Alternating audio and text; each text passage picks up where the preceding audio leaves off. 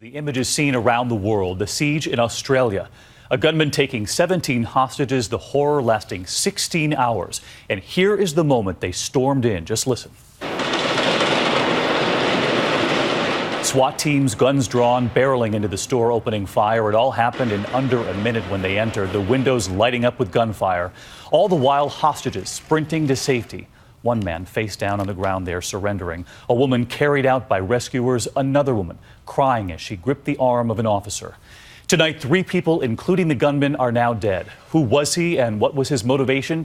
ABC's David Wright on the ground in Australia. After the 16-hour standoff, the dramatic rescue took less than a minute. Australian police tossing flash grenades and storming the cafe.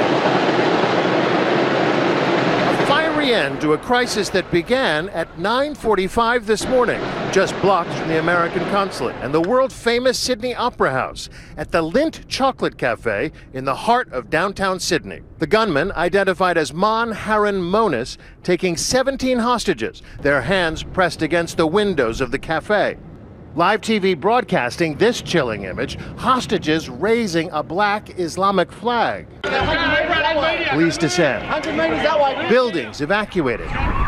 The downtown area on lockdown. Let's move. While inside the cafe, the gunman in plain sight.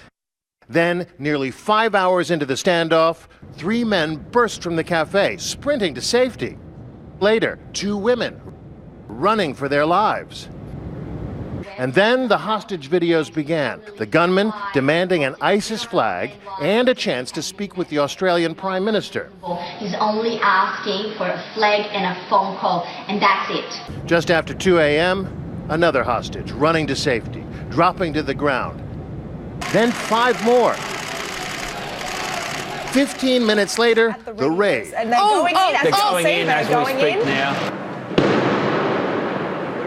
They made the call because they believed that at that time, if they didn't enter, there would have been many more lives lost. The hostages finally free, some of them carried to safety. 2 killed in the melee, and tonight, the gunman himself also dead.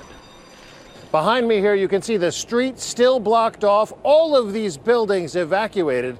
Australia's largest city brought to a standstill as these dramatic events unfolded.